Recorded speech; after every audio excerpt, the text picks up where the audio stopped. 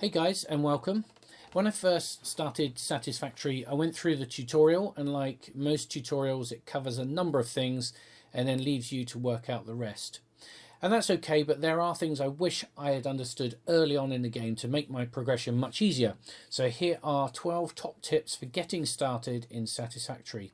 So top tip 1 is about choosing your base location. So when you start, you probably would have chosen one of the easier biomes like the grass fields, which is where I am here, or the rocky desert. And when you start, you are placed randomly within the area, and you start by searching for resources to build your first miners. So do you remember being told to hold down the X and look for the V and to look for certain things?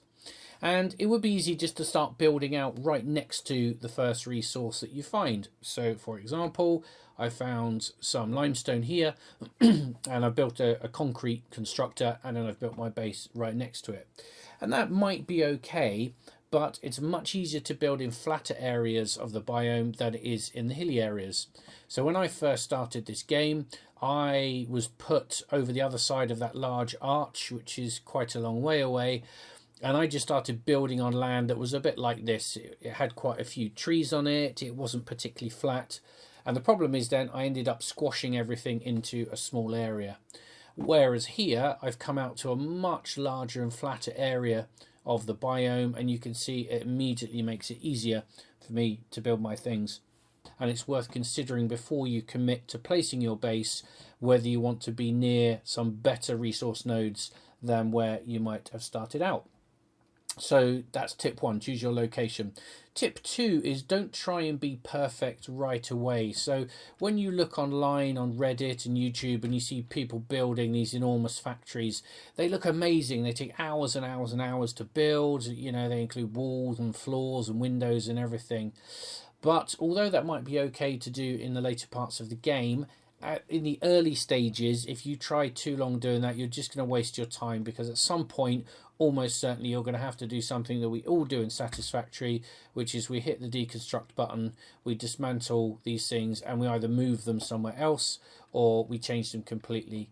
So don't try and be perfect. Give yourself the time to learn the game well enough to then learn, if you are interested in making sure all of your conveyors go out in 90-degree angles and whatever, then you can do that later on. But just try and get things working. So don't try and be perfect. Tip number 3 is to spread out. And this kind of comes off of top tip 1 about making sure that you're in a nice open space. But you tend to have the habit when you first start of squashing things really close together. Look how short these conveyors are here.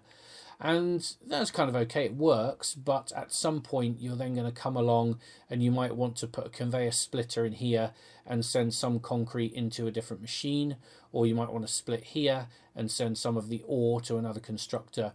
And the closer you put everything together, the more difficult that's going to be. So you've got tons of space, you can build upwards, you can build outwards. These foundations really don't cost very much. Look at that, 5 concrete and 2 iron plates. They're really cheap. So just keep building out, spread it out, give yourself that space. The other thing it helps with is when you're trying to move around and you're trying to get between buildings and things, sometimes you just end up to jump, because everything's so close together. So space it out, and that will really help. Tip number 4 is storing your materials. You will probably do that a little bit anyway. Naturally, you'll realize that if you're producing concrete, for example, these machines here can generally only hold 1 stack in their output before they need to offload it. Whereas if we look in the storage container, you can see it's got, what's that, 24 slots by default, and you can get larger storage containers later as well. So by storing these not only at this level, but potentially you might want to store the ore, you're building these really large buffers of resources. And that's useful generally just to have large stashes of resources. So if you want to build something and you find out it's going to cost you, 400 iron rods, you can go to your iron rod container and find 400 rods in there. But also, if you start adding more machines, like I mentioned earlier, you might want a load of concrete for something to, to feed into a machine to build something else. In which case, by having this really large buffer of materials, I can immediately feed into that other machine, and that machine can just get cracking and generate the other resources really quickly as well. So really important that we build those and consider putting them in, like I say, in between machines, not just right at the end. When you get to later on in the game, at the moment, this is only a storage container. Later on in the game, you'll get an industrial storage container, which is twice the size and also has 2 conveyor inputs and 2 conveyor outputs. So that can be used to store a lot more of your materials, but also to allow you to merge and split directly in the storage container.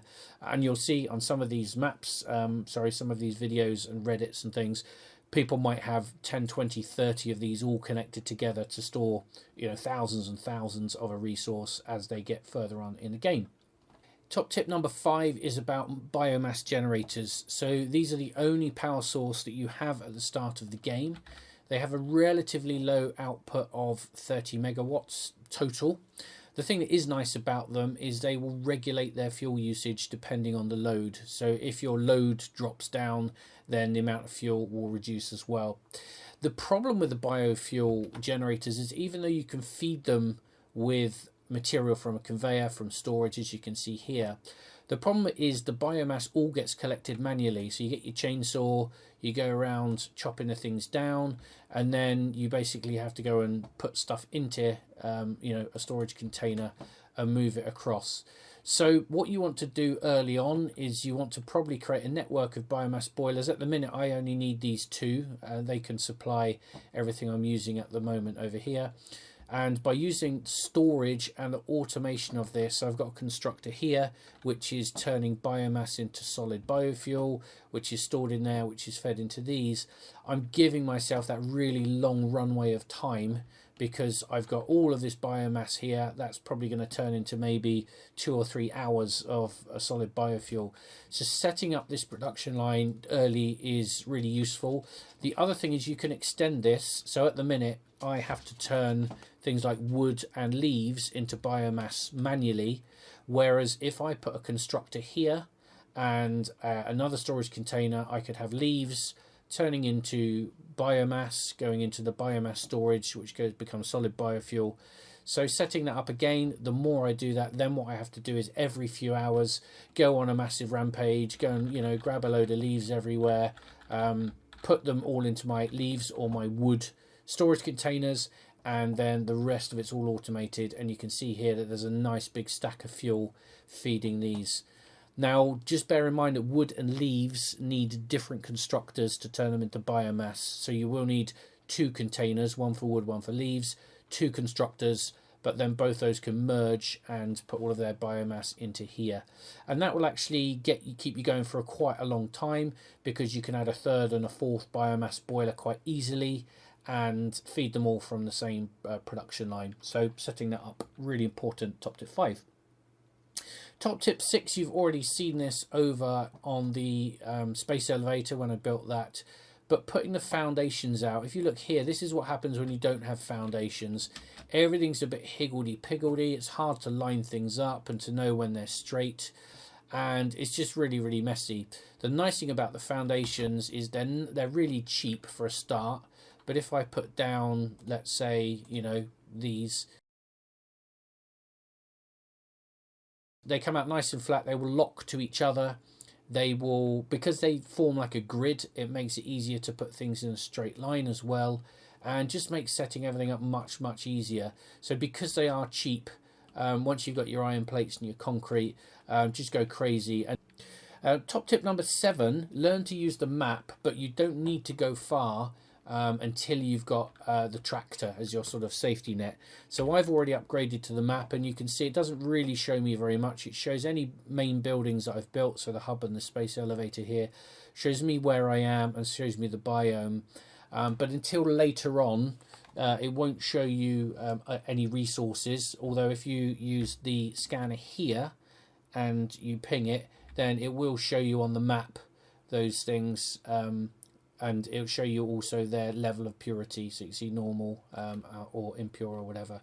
So the map's really useful, but don't think you've got to go very far. I mean, I'll tell you, it's not really a spoiler, but pretty much everything you need early in the game you will find within, you know, a kilometre or two of where you are here in the grassy plains.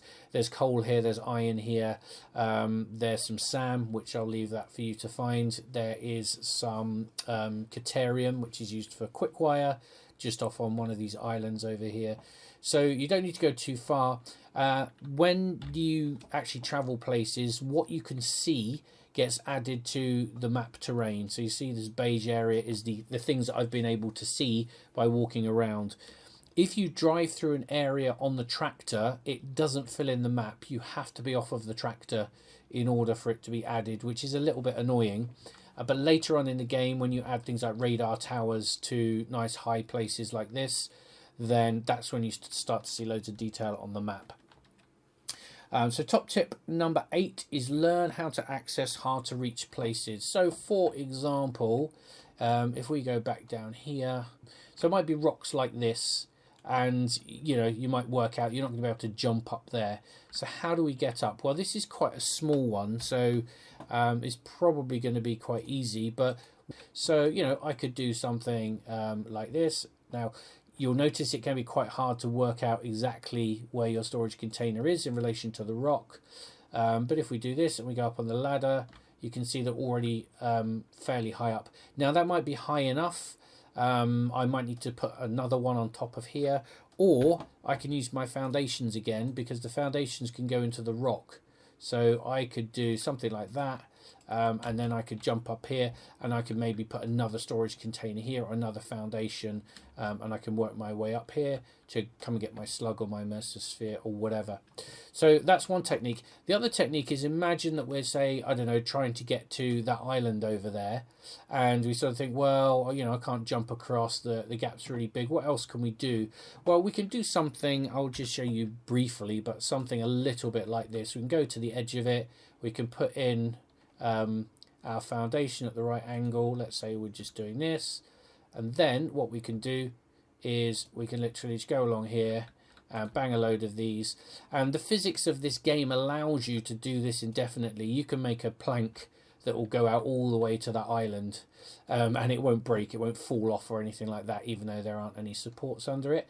Now some people again don't like that because they think it's unrealistic, and then they go and build foundations under it and stuff like that. It's up to you if you want to do it, but that could be quite a cool way of getting across a gap, either just across an obvious gap like this, or if you were, say, going from, I don't know, that rock across to that rock, one of them might be easier to get to ascend, and then you just build a little plank across to the other one, and again deconstruct it once you're done with.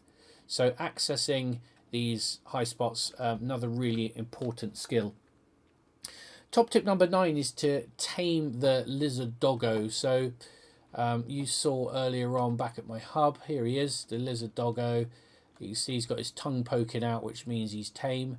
And if you look, he's gone and found me these turbo motors. Now these are a really high level game item that I can't make for a long time yet, but he's gone and found them somewhere.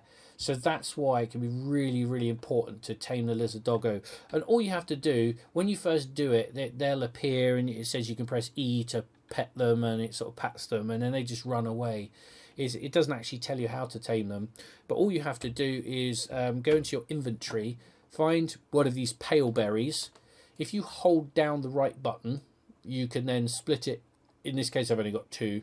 So if you normally just click something, it will split it in half. But if you've got, say, 200 and you hold the right mouse button, you can say, I just want one of them split off. And then what you do is you take that and you drag it outside of your inventory here, which will drop it on the floor. And when you drop it on the floor, you then back away a little bit. The lizard doggo will come up and eat it. And once he eats it, his tongue will poke out like that. You press E, you can give him a name. And like I say, he just randomly goes and finds really cool stuff. So do that early, because you can end up getting resources that otherwise you're going to have to wait a long time before you can build them. Top tip number 10 is to keep researching. Now, when you first create your hub, it might tell you to create a MAM. Well, that's this little bad boy here. Now when you go in here and interact with it, you can see that there's all of these things, all of these trees, and when you first start the game you think, oh, I'm just not bothered with this, I don't really care. But you can see here that it wants quartz and it wants 10, and I happen to have 10. So if I click on that left mouse button, click start research, all research apart from hard disk scanning takes 3 seconds, so you really don't have to wait any time. But by doing that, it's now unlocked a load of things here. Now things like silica, I think, well, do I really care? But silica is used later on for aluminium production, so I will need it at some point. But also it's going to unlock these, which enable me to run faster, and it can also lock these inventory slots here. So at the moment I don't have many, but every time I unlock that, that's another 6 inventory slots. But notice I need 200 silica to unlock that, and so I will need to learn how to build silica by finding some more quartz ore. So doing this is a bit bothersome sometimes, a bit annoying. You might say, I don't have any slugs, so I can't do that. But you need to just try and keep working your way through this, because some of these will take a long time to get. I mean, rotors and reinforced plates and screws and things. But actually some of these things are super useful and will just give you either more features on the map, more parts to build, things like the rifle and stuff like that, which is also really important. So make sure that you keep doing that. And it's kind of similar that the hub in here, you'll probably do this naturally anyway, but you see it's kind of offering you these things that you just have to pay for in parts, and you might think, oh, I don't really know if I need this or whatever. Again, just keep working your way through it. You might think these are quite high numbers, but it won't take long before you've got thousands of concrete in storage and thousands of rods and stuff, and then these will seem really cheap. But having them available just gives you that extra sort of flexibility. Stackable conveyor poles makes it nice and easy to create nice, neat, multiple lines of conveyors and stuff like that. So keep researching. So then top tip 11 is about balancing production. Now, after one of the early tier upgrades, you get this panel on all of your machines, and it's effectively the clock speed. So you can see here that at 100% clock speed, this produces 30 per minute. Now, if I go to this constructor, I can see that the constructor, if this was just on 100%, see the constructor wants 45. Now the problem is my miner isn't producing 45 a minute, it's only producing 30. Now what's going to happen here is you can see this is running at 4 megawatts, but when this then runs out of limestone, because this miner can't keep up with it, this will then stop for a number of seconds. It will get some more limestone, it will start running again, but then it will stop again, and you'll get this really erratic power usage that we mentioned earlier. So we want to balance this as much as possible so that our power usage is consistent and isn't in danger of blowing the fuses on our generation. So once we've unlocked this, which we unlock in the hub, we can back this down, and you can see the number is going to change to. So I want to get that down to 30 or slightly less, so that I know that the miner can keep up. So you can see here 29.7 per minute is good, but most importantly as well, I'm now not using 4 megawatts or 0 megawatts, I'm using 2.3 constantly. So my overall power requirement is reduced by balancing. And this is a good habit to get into as you're working through the game. These sorts of things will become even more important. You'll be constantly checking, how much does this need? If this is producing 120 and this constructor's only using 30 or 40 or 50, then I might want to put 3 or 4 constructors to make sure that I'm using the maximum capacity of my miner. So that balancing is kind of really important. And then the last tip is look out for the game changers. So the game changers really are the rifle, and you'll find the rifle, it will be a research item in here. The rifle enables you to shoot things called hatchers. They look like big flowers that release these little fireflies that come and burn you. You can shoot those really easily from a distance with a rifle, and as you upgrade the rifle you can get turbo ammo. The tractor is the first vehicle that you'll get available. You can just go off on some really nice long drives, and the great thing about the tractor, as well as it's obviously faster than running, the tractor protects you from radiation. So this green stuff is radiation. If I walk there now, it will damage my suit and eventually it will kill me and I'll need to respawn. on the tractor the radiation doesn't affect you, but also most of the animals most of the time can't hurt you when you're driving the tractor. So it's a really nice way of going exploring without being worried that you're going to get killed. Now the other thing that you'll see is the jetpack, and you think, oh, jetpack, that sounds really cool, can I just kind of jet right up to the top of these cliffs and things? The answer is no, not until later in the game. The jetpack is very limited on how long it can burn for in one go, and then you have to come back down again and then it reloads. So the main use of the jetpack, certainly in the early parts of the game, is, let's say you're up on top of this cliff and you fell off, you can use the jetpack to slow you down enough so that when you touch the ground you don't get hurt. So that's the main use of the jetpack, really. Later on you get the hover pack. That's even better. The hover pack is powered by any close by power poles, and that enables you to hover really high up in the air, and that's brilliant because that's really helpful for building stuff and things like that. But hopefully that's enough top tips to get you going. If you do have any questions, I'm about halfway through level 4 at the moment of the space elevator on my other game. This is only level 1 at the moment, so I've probably learned most of the things that you need. But yeah, any more beginners tips, then ask in the comments below. Otherwise, I will see you in the next video.